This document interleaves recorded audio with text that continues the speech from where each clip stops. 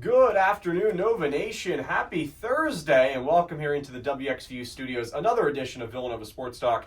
David Szczepanski alongside Dominic Richetti here on this Thursday, and a lot to get to today. Last week we had a lot to get to too, but it was just me. Happy to have Dominic back, first time in a couple weeks, so that's awesome. And transfer portal news coming up. We had Maddie Weber enter the transfer portal last week.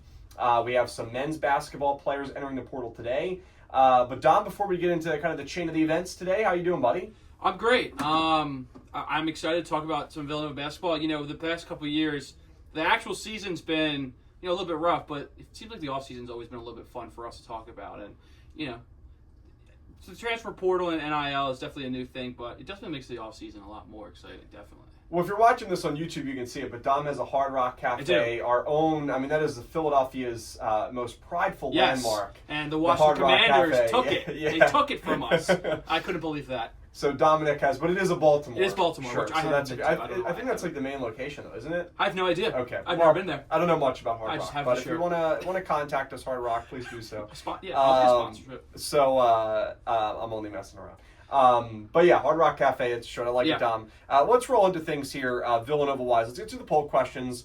We have 3 of them for you today. First one, after yesterday's press conference, how do you feel about Villanova's decision to hire Kevin Willard? Love it, like it, in the middle, dislike it. You can vote on my Twitter at WXVUDavidS. Poll question 2, 3 men's basketball players have entered the transfer portal so far. Which player that has entered the transfer portal impressed you the most in their time in Villanova? Chris Parker, Nana Njoku, or Josiah Mosley? And then poll question 3, will Villanova men's lacrosse defeat St. John's on Saturday?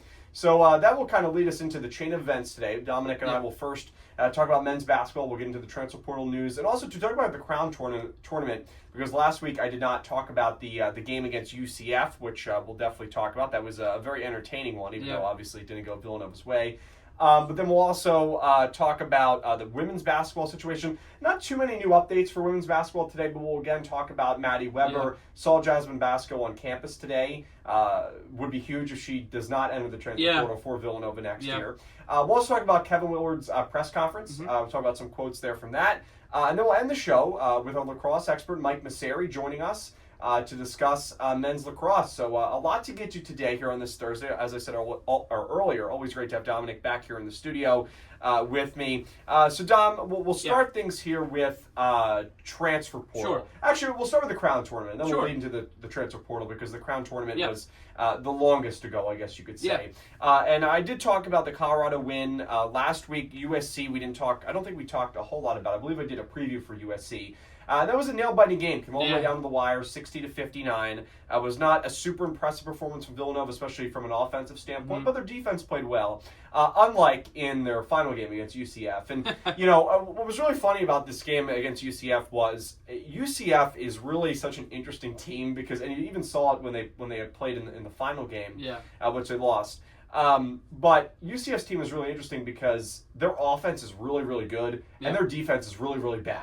Like, it is quite literally polar opposites when you think of offense and defense. And, they scored 48 points in the first half against Villanova. And, I know that the Wildcats defense, let's face it, was not very good this year overall. But I actually thought they had played well at the end of the season for the most part defensively. And they played really well against USC defensively and against Colorado. Now, I know that UCF's offense was much better than USC's and Colorado's, but a lot of credit, I think, here to UFC, because I thought they played really well in this game. And it was 104-98, and we're not talking about the NBA. Now, this game did go into overtime, which did add some points for both of these teams.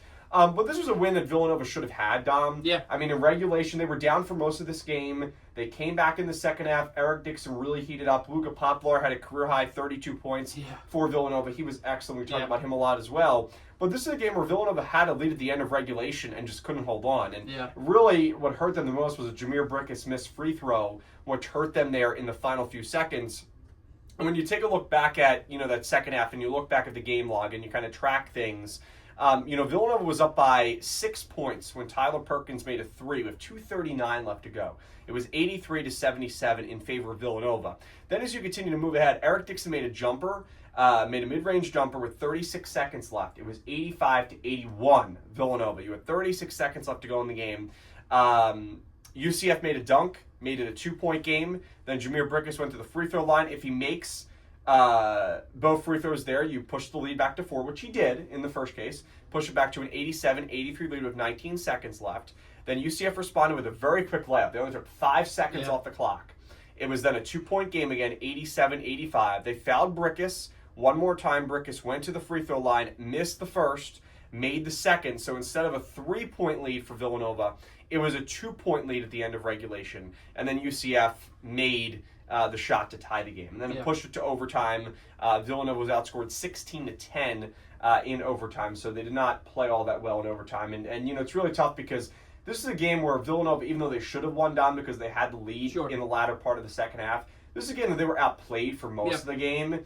And when you take the momentum back and have such a big second half comeback like Villanova did, big thanks to Eric Dixon, and then you deflate in the final 36 seconds, or 39 seconds, whatever it was, like we've seen Villanova do it numerous times this season, it's really hard to get the momentum back heading into overtime, and that's what we saw. Villanova looked tired, I thought, in overtime as well, especially defensively against UCF, because they have so many different options, and also, too, I mean, they're a pretty explosive offense when you look at it in multiple different ways. I mean, UCF in this game, they shot 43% from behind the arc, but also, too, Dom, when you break it down, they had 26 fast break points to Villanova's 11. So they really used their speed quickly on the offensive side of the floor, and we saw it. I mean, just said it a couple minutes ago, they scored a layup in 5 seconds just like that with less than 20 seconds in the game. So that was my thoughts on this game. It's a game Villanova should have won. There's really no excuses. I think for the most part, Dom, I think the perception around the way Villanova played in the Crown Tournament was fairly positive because of the fact that, Coach Nardi got a couple wins. The defense did a good job in the first 2 games. The game against Colorado really wasn't competitive.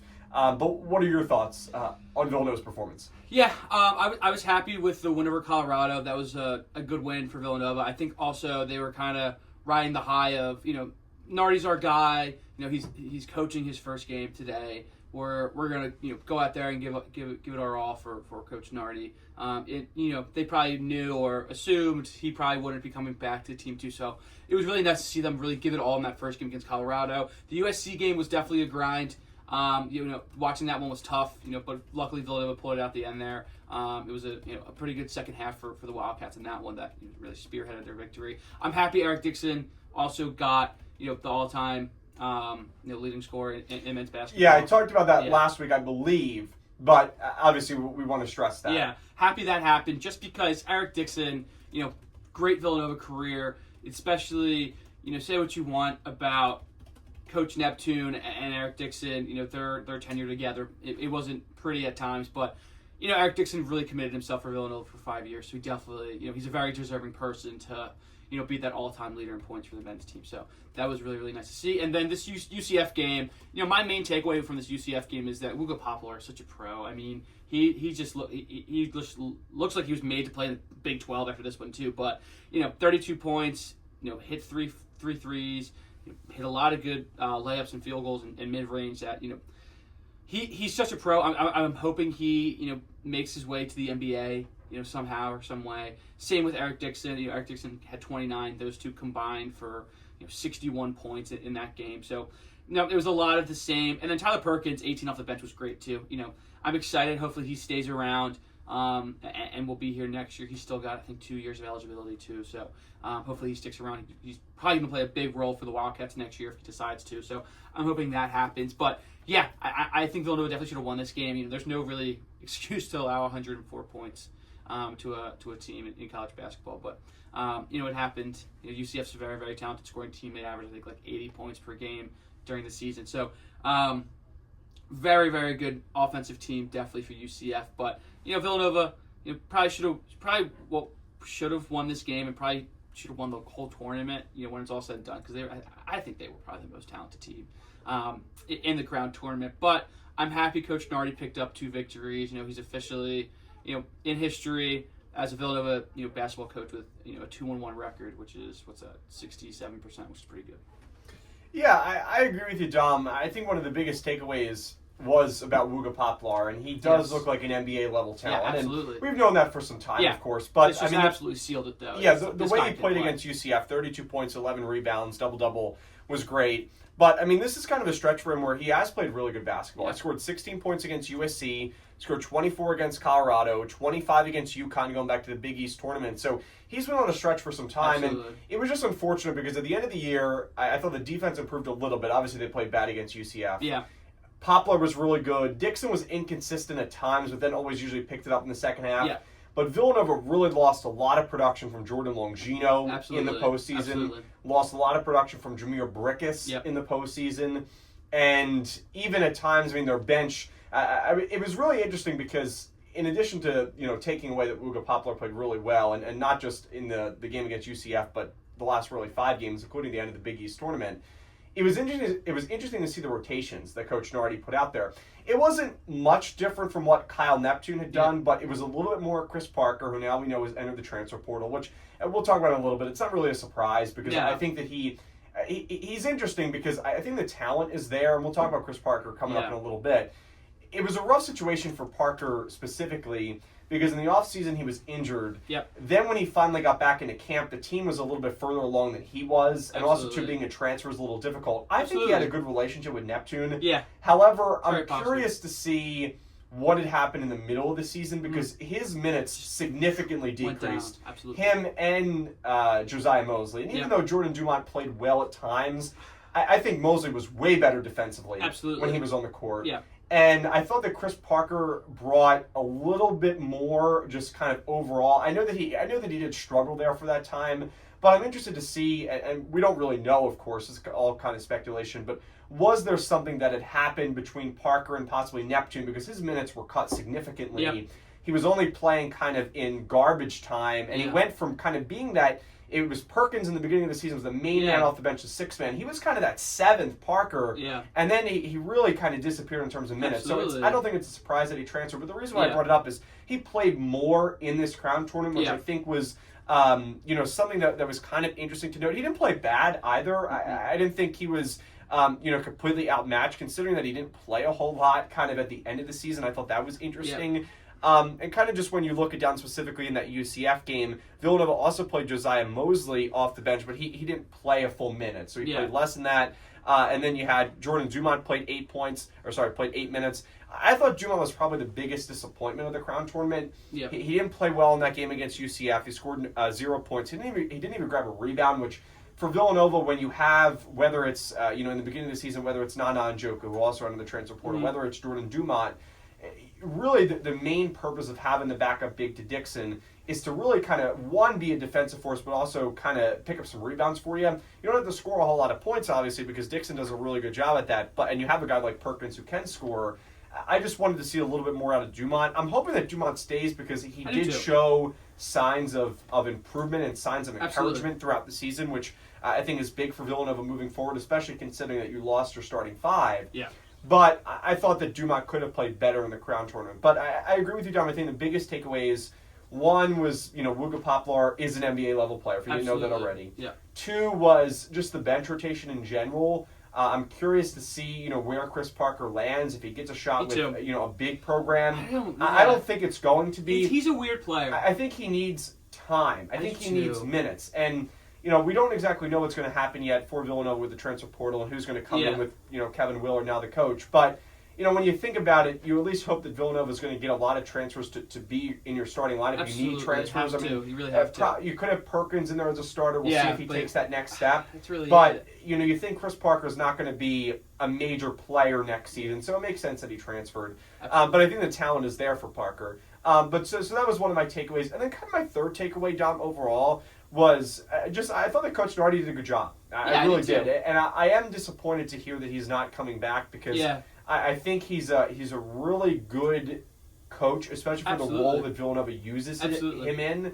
He's a guy that brings a lot of fire. I know that they had pictures of him from Vegas where he's watching the team. I think Dylan Johnson had posted some on Twitter, And he's a really dedicated guy. Absolutely. I know that when we had the chance to talk to him at the press conference, that he really just wanted to give back to the program. Absolutely. And I think having a guy like that, that's such a big Villanova culture guy, is huge for the program. So losing him, not retaining him on Willard's staff, and we'll get into Willard. He talked about his staff a little bit more yesterday than he did at his first press conference. But I was, disappointed. Sorry, excuse me. I was disappointed that Willard is not keeping Nardi on the staff. And I know there's always stuff that happens, right? Willard is a coach that has a ton of experience. He has his own dedicated staff, which has been with him. Absolutely. But when you think about Villanova attitude and think about Villanova culture, you think of Jay Wright, of course. But really, a big part of Jay when he coached here was having some good assistant coaches as well that was able to work with him. And Mike Nardi was one of those guys. Absolutely. And to see him not coming back next year, I think is very disappointing, just overall for Villanova's culture.